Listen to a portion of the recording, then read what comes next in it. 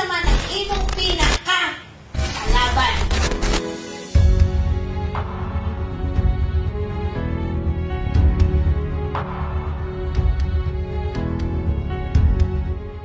Ang pinaka-makalilisang nga kaaway sa tao, walay lain gawas yang kaugalingong unod.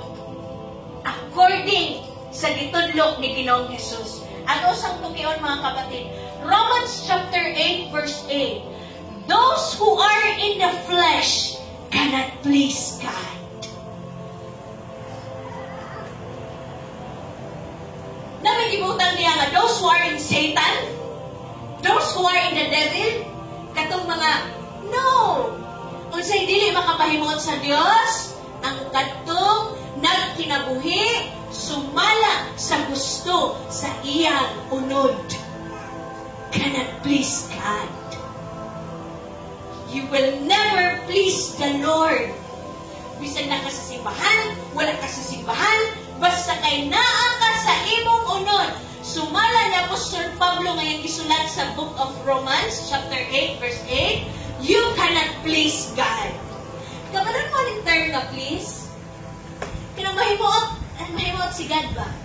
Pag imuhaling buhaton, ibig sabihin malipay ang Diyos. So ang tanan na ana sa unod, sa desire sa iyang unod, dili gyud o dili gayud makapahimuot sa Dios. Ang trabaho sa demonyo, dili siya ang mubuhat og sala para nimo. Ang trabaho sa demonyo, iya kang giyahan sa pagbuhat og sala, kay nga naman pag dili makasala ang tao, ang iyang kaaway ang demonyo. Pero once makabuhat og sala ang tao, mausab na iyang kaaway. Ang yan ang kaaway ang Dios.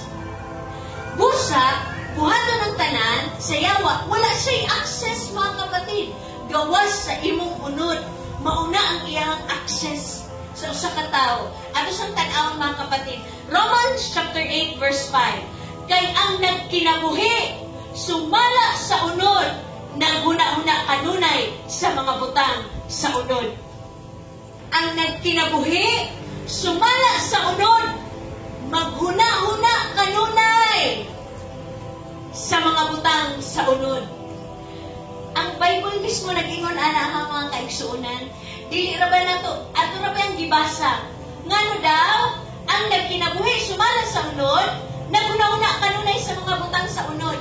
Pag nagkinabuhi ka, sumala sa imong unod, wala kang laing hunahunahon gawas sa gusto sa imong unod. Gusto ko makaon, gusto ko madato, gusto ko mainani, gusto ko masika, gusto ko. Mauna ang imong una-unaon kanunay. Kaya nga naman, nagkinabuhi makasumala sa unod. Ang gusto sa unod. Now, ang nahitabo, according sa Thessalonica, hukman man sa Diyos ang lawas, kalag o espiritu. Nga kinahanglan, ang lawas, ang kalag o espiritu, walay masaway at ubangan sa Ginoo. Ang kaning lawas, dili ni siya gusto sa espiritu. Gusto ko mo simba pero walay gana ang lawas. Kapansin mo? Okay. Ang lawas mga kaigsuonan, kining pisikal na aspeto nga makita sa tao. Unya kay naaman ni sa sulod. Gitawag sila og kalag. Ang kalag ang hukman sa Dios. Mo ang moatubang sa Ginoo, hukman siya sa Dios. Unya, naabot tayo espiritu. Ang espiritu, mo na'y nagamando sa imuha ampo. So dapat, para dili masaway ang lawas, kalag o ang espiritu, ang mahitabo mga kaigsuonan, nga naman, nga aduna may tao, nga nangalakit siya sa Ginoo, apan dili makita sa iyahang lawas. Dili makita sa pagpangalangan niya sa Ginoo ba? O nga naman, nga naa may tao, nga gusto siya sa mga butang pang Ginoo, pero ang nahitabo, ang iyahang kalag, madali mang masakitan. Kaya naman, ang nanag-iya sa imong emosyon, kaya ang imong kalag, kaya mo man to ang hukman sa Dios. Ang nanag-iya sa kanang adunay mga gitawag ni mga pagkonbikta, mo ang espiritu, kaya ang espiritu mo balik man sa Dios. O ang imo ang lawas, mo ang ilubong. Now, tanawa mga kapatid, ang nagkinabuhi, sumala sa unod, so sa ato pa, ang masunod ang lawas. Nakuha na to? Ang magkinabuhi daw, sumala sa unod, kaning lawasan dili ni gusto pang Ginoo. magka-interes lang ning lawas o pang Ginoo kung kaning lawas mataw pag-usab. Nasabtan na ito mga kaigsunan, kinahanglan man ni siya mataw pag-usab. Munang adunay proseso nga mataw pag-usab. Tanawa mga kapatid ha, adunay bautismo sa tubig, kay pisikal nga aspeto nimo kinahanglan mataw pag-usab, o adunay bautismo sa Espiritu Santo para ang imuhang espirituhanan nga bahin adunay pagkatawo pag-usab. Nga naman, ato sang tan-awon. Genesis chapter 6 verse 6, AD nga version. O ang Diyos maingon kang Noe, nakahukom na ako sa pagtapos sa tanan nga unod, kay ang yuta na puno sa kadautan, tungod kanila, busa, laglago na ako sila uban sa kalibutan. Pagbuhat sa Diyos sa tao, pag-abot sa chapter 6 sa book of Genesis, nagmahay gayon ang Ginoo sa pagbuhat o kunod. Sa King James nga version, flesh. Or sa other nga version, sa maayong nga balita, nagbuhat siya og tao. Sa ato pag-iay, ang kiniday unod, pag ang unod ang masunod, hilabihan gayon kini kadautan. Or napuno siya sa kadautan. Ang gusto sa unod, dautan. Ang gusto sa unod, magsigirag kaon, dili magpaste. Nakuha na to. Ang gusto sa unod, magsigirag katog, dili magbuhat sa bulo tuligan. Ang gusto sa unod, takulan pang Ginoo, pero pugihan pang tawhanon. Tanawan ninyo ang nature, ang gusto sa unod. Ang gusto sa unod, mapasinungan.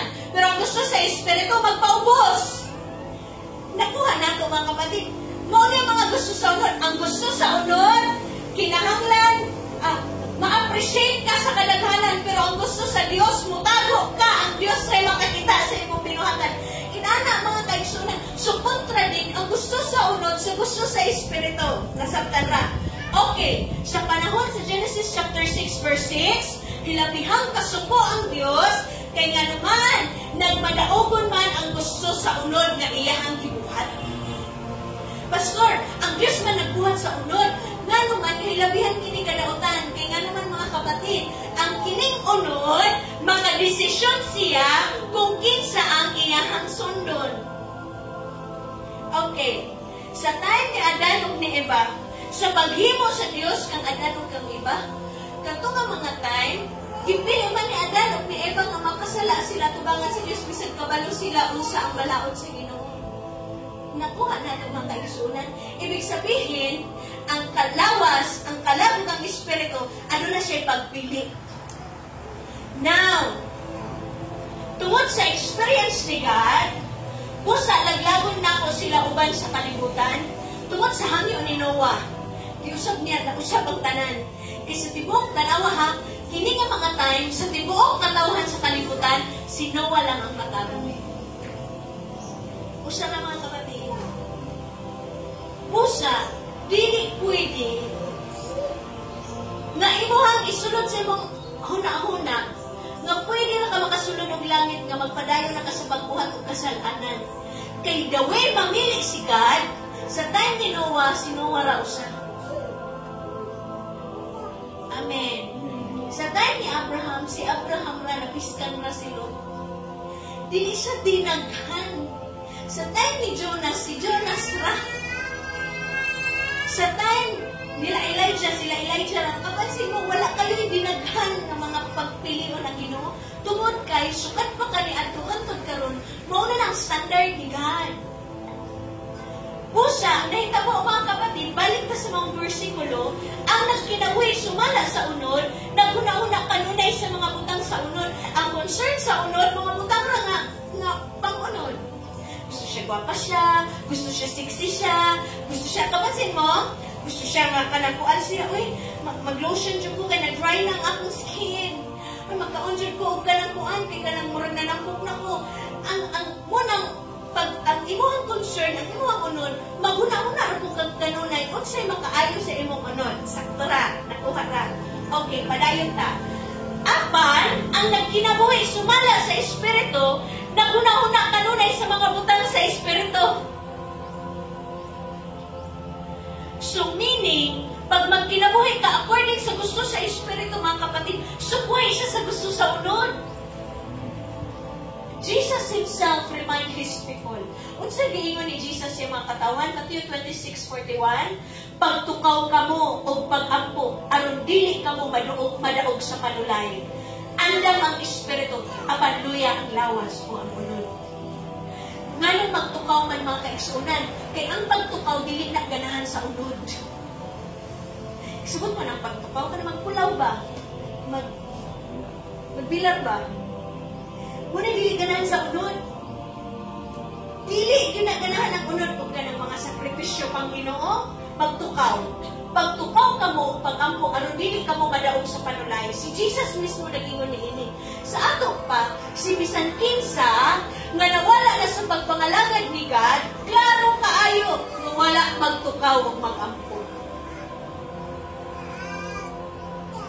Muna, imo yung isulod sa imong hunahuna o kasing-kasing. Pag dili mo buhaton ang pagtukaw, pag-ambo, madaog yung ka sa panulay. Pag dili mo patyon ang gusto sa imong unod, ikaw ang patyon ni anak. Kaya pag magkinabuhi ka sumala sa unod, mga matay man tagabagod sa panahon. Mga kapatid, ang patyon sa unod, kay ang imong espirituhan nga bahin. Muna ang imong desire kay God, kay dili yun siya sa mga desire na kayang ihatag sa Espiritu Santo. Mga kaigsunan, pag ang unod gani ang masunod, dili kayo siya interesado sa mga butang nga pangginoo. Dili siya ganahan sa mga supernatural na mga butang nga sinapitigay. Dili siya ganahan nga worship sa Ginoo. Dili siya ganahan nga mo-serve kay God. Ang gusto sa unod, dili yun makapahimuon sa Diyos. Period.